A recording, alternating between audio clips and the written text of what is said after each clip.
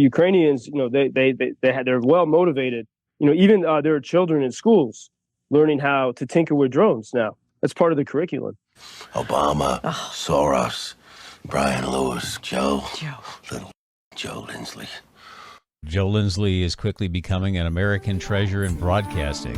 Welcome to Ukraine Bank. The U.S. appears to have expanded its agreement with Ukraine to strike over the border inside Russian territory. And Joseph Lindsley standing by now in Ukraine. Joe, hi. I guess this is good news for you and Ukraine, isn't it? Yeah, Bob, good afternoon from Lviv. And I'd say, there's a strange mood and feeling here. Obviously it's good news, but it's news that, for everyone here, this could have happened a long time ago and a lot of lives would have been saved. And so there's a positive sense. People are, okay, at last, let's use this. And I think we saw when the U.S. gave permission for Ukrainians to hit back in Kharkiv region just about a month ago, we've seen the positive results of that without major negative repercussions from Russia. Russia's been weakened in that region. And so perhaps that test gave Washington some courage or even just some data to say, hey, look, we can actually try to win here instead of just holding on. And, another thing, look at what's happening in the Black Sea. There are hundreds of ships, commercial ships in the Black Sea, including right now 11 ships that in the past, about the past 24 hours, have been inbound to the port of Odessa. This is remarkable because no one could even imagine this in 2022.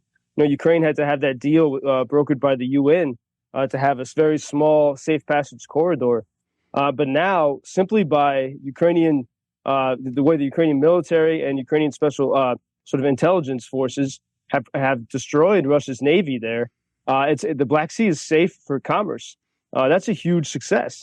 And so if we see, if you give Ukraine more ability this thing can be turned around. And then I've seen reports from sort of military experts and open source intelligence experts analyzing the images of the Russian fleet in the Caribbean Sea, especially when they were there docked in Havana Harbor. And there's many reports, pretty credible ones, that those Russian ships in the Caribbean look like they're falling apart, actually missing pieces.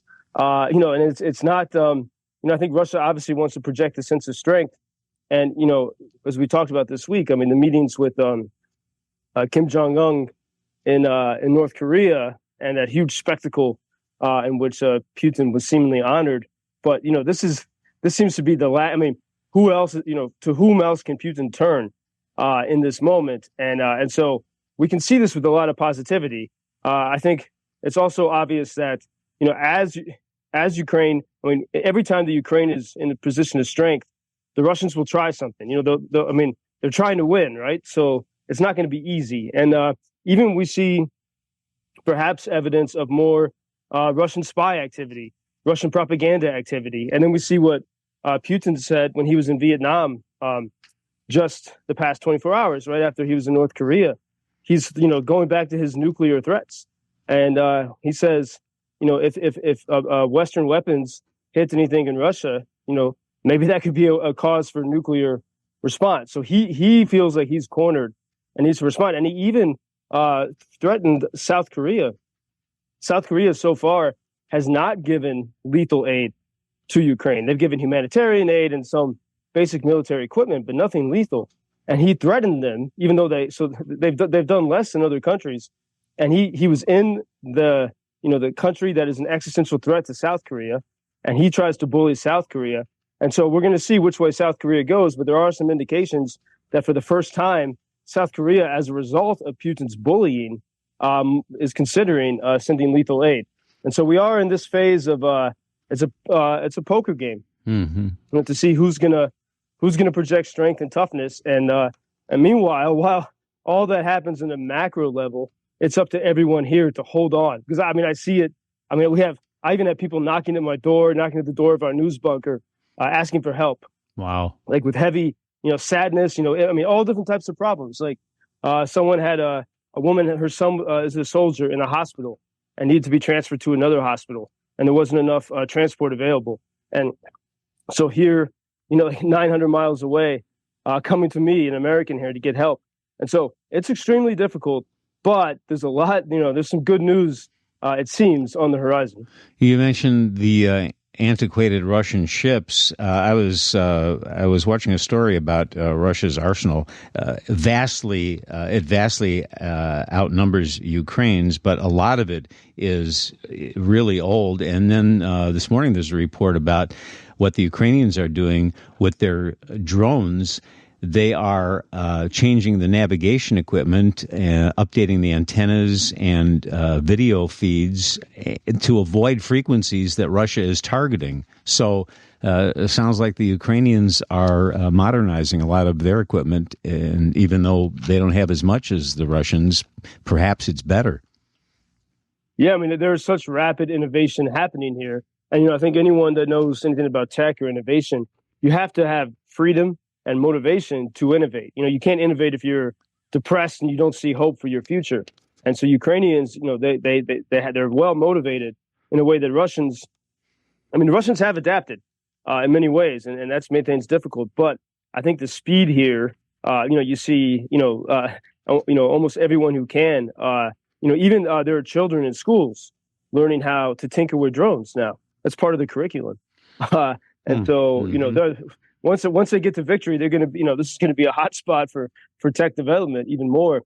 And I think this is part of the story. I'm starting to see people in America pay attention, like Western defense companies and people from Silicon Valley. If you want innovators, this is the society for it. And even though there's problems with power and electricity, people are motivated. And actually, I was talking with an American investor who came here and said even he's making a point of hiring Ukrainians, even though they often don't have electricity, because he knows they're going to be more motivated than people he might hire right now in the U.S. One of our listeners in Las Vegas, Tim, is paying attention. He emailed us, "Hi, Bob. I've been listening to Joseph Lindsley's reports from the beginning. It is possibly the best of world-class reporting." That's nice. And we hope Tim comes home with money from Las Vegas. Yeah, good luck with them in Vegas. and thanks for those good words. All right. You be well, Joseph. We'll talk to you Monday. Thank you for introducing Ukraine on your social media pages. That's very important that much more people can get more information about the situation here and how everybody can help Ukraine to stay stronger and to save all the world. Что он сказал? Well, which side are you on? На чьей ты стороне? Come on now. Oh, which side are you on? На чьей ты стороне?